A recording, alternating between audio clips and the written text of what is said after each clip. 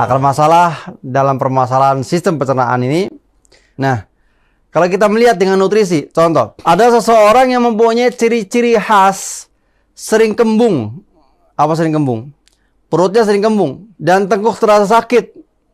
Nafas sering pendek atau menyumbat. Maka sangat tidak cocok ketika seseorang ini mengkonsumsi kacang dan keturunannya. Yang kedua, sangat tidak cocok seseorang mengkonsumsi buah. Sangat tidak cocok seseorang ini mengkonsumsi makanan yang dimana bercampur dengan semua yang bersifat karbonisasi. Ya. Atau yang bersifat, atau yang tercipta dengan fermentasi. Loh, fermentasi contohnya apa? Tauco contoh, tempe contoh. Apakah kita masih konsumsi ini ketika sudah mempunyai ciri-ciri seperti itu? Enggak. Nah, kalau masih, berarti belum mengobati sistem pencernaan pada akar masalah yang berhubungan dengan nutrisi. Nah, kalau saya masih ternyata baru dengar hari ini pencerahan pada hari ini, apa yang saya lakukan? Yang harus kita lakukan yang pertama adalah detoksifikasi anginnya dulu, dibuang anginnya dulu. Berarti kalau kembung diperbaiki, bagaimana caranya? Contoh, dengan buang angin yang agak tuntas. Loh, berarti ada seseorang yang buang angin yang tidak tuntas? Ada. Pemirsa pernah mungkin merasakan buang angin ya. Itu cuman ya seperti buka pentil. Itu nggak tuntas. Yang kedua apa? Buang air besar. Ketika seseorang buang air besar ya tuntas, secara otomatis detoksifikasi daripada angin dalam tubuh akan semakin tuntas. Loh, apa sih pengaruh angin dalam tubuh kita? Yang sering mengatakan angin masuk angin. Dia bersifat mendinginkan tubuh. Lalu kalau mendinginkan tubuh gimana? Maka ada sebuah zat di dalam tubuh kita namanya enzim. Itu tidak bisa diciptakan. Apa diciptakannya? Diproduksi. Permasalahannya adalah ketika tubuh kita dalam kondisi dingin dan enzim hanya diproduksi ketika tubuh kita hangat, maka kita akan kembali pada fungsi enzim. Fungsi enzim adalah dia membantu menyerap makanan. Berarti kalau kita mengatakan bahwa detoksifikasi angin bersifat dingin dan terciptanya atau terproduksinya daripada enzim dengan hangat, berarti kita mengkonsumsi yang hangat untuk mengembalikan fungsi daripada sistem pencernaan kita. Apa itu? Contoh air hangat, jahe, dia menghangatkan. Kayu manis, dia menghangatkan. Ya kencur, dia juga menghangatkan sama. Maka kalau kita kembali pada materi ini bahwa seseorang yang mengalami gangguan angin, seseorang yang mempunyai gangguan kembung, seseorang mengalami gangguan nafas pendek atau tersumbat, atau sakit wilayah tengkuknya yang dikira adalah kolesterol, yang dikira adalah darah tinggi, ternyata solusinya adalah detoksifikasi angin. Maka sahabat sehat dimanapun berada, kalau berhubungan dengan nutrisi tadi, kita detoksifikasi angin dulu. Yang kedua, bisa jadi seseorang mempunyai gangguan nutrisi, ternyata nutrisi tersebut ketika bercampur dengan nutrisi yang lainnya akan menyebabkan racun tubuhnya meningkat. Makanya contoh, ada seseorang yang dikerok nyampe warna hitam, berarti racun dalam tubuhnya tinggi, atau kandungan bakteri dalam tubuhnya tinggi. Maka butuh untuk mendetoksifikasi bakteri itu sendiri. Ini Masya Allah. Atau bahkan ada seseorang yang sering kembung, tapi sering gatal. Gatalnya di mana-mana lah, gatal tanpa sebab. Udah mulai terjadinya alergi. Maka butuh detoksifikasi daripada bakteri. Bakteri dikeluarkan dalam tubuh itu, atau bahasa kita detoksifikasi dengan menggunakan namanya ketumbar. Ini baru masalah kembung. Maka berapa banyak orang yang sering kembung juga punya penyakit gatal.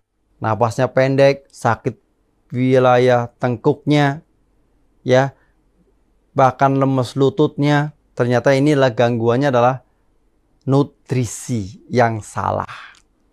Terus bagaimana caranya ketika tadi gangguan racun? Diapain ketumbar? Direbus? Boleh. Ya, ditumbuk, diminum, dimakan rempahnya? Boleh. Karena dia akan bersifat membuang bakteri dalam tubuh yang menumpuk pada sistem pencernaan. Di ususnya, usus besarnya, atau usus halusnya. Jadi ini luar biasa gitu. Nah terus gimana lagi? Ketika seseorang mempunyai gangguan permasalahan nutrisi, apakah ada yang lain? Ada. Kalau seseorang habis makan mengantuk, itu bukan normal namanya. Berarti dia mempunyai masalah sistem pencernaan yang disebabkan oleh nutrisi. Apa itu? Lemahnya penyerapan nutrisi tersebut oleh enzim pencernaan. Kita lihat makanannya apa saja. Contoh, ada seseorang mengkonsumsi sayur asem. Sayur asem itu melemahkan usus halus, tapi memperkuat daripada enzim renin atau enzim keseimbangan daripada tekanan darah. Karena dalamnya ada kacang, gitu biasanya ya. Ada sayur-sayuran, itu memperkuat atau menyimbangkan daripada tensi darah. Dan membuat pinggang, orang-orang yang sakit pinggang dan sebagainya, itu bagus. Tapi ternyata dicampurkan antara kacang dan air. Lauknya, sayur yang nambahkan lagi, ditambahkan dengan contoh jengkol mentah. Ternyata minumnya kita teh manis. Jengkol sangat bagus untuk masalah pinggang, tapi tehnya tidak bagus dalam penyerapannya. Jadi semua nutrisi dikumpulkan dalam tubuh kita, tapi dicegah oleh teh itu sendiri.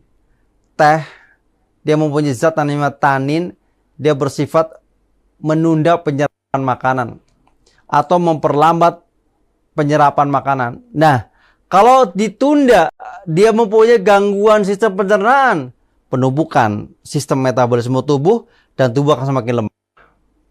Maka di sini sahabat sehat dimanapun berada, maka jelas sekali bahwa kita memang kalau makan itu satu lauk saja, kecuali kita mengatur sifat-sifat makanannya.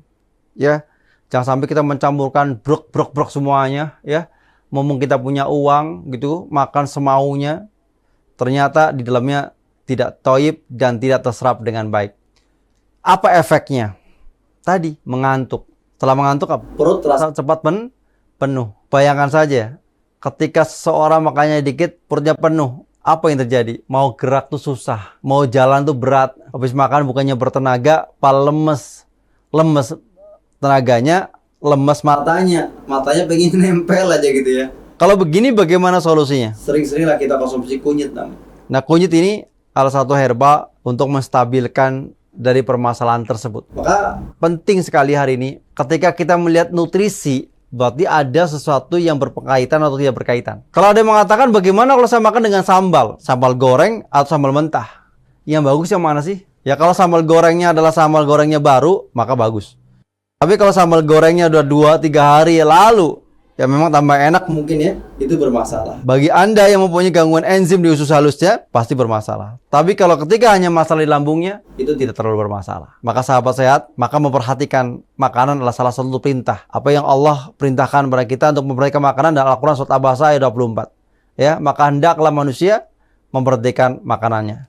Ternyata ada makanan di dalamnya yang bisa thayyib, bisa nggak thayyib. Walaupun falsafah mengatakan, jadikanlah makananmu sebagai obatmu. Tapi ingat, bisa jadi jadikanlah makananmu, bisa jadi menjadi racun tubuhmu, atau jadikan penyakit dalam dirimu. Maka sahabat sehat dimanapun berada, kalau kita hari sudah terlanjur, bagaimana solusinya? Sudah jelas ya, ada madu kuning ya, yang insya Allah siap untuk menjadi sebuah langkah solusi untuk permasalahan ini. Ya, bagaimana cara konsumsinya? Nanti diseduh dengan air hangat. Kenapa harus pakai air hangat? Karena air hangat akan membantu merangsang daripada produksi enzim pencernaan yang ada di dalam tubuh kita. Ini Masya Allah.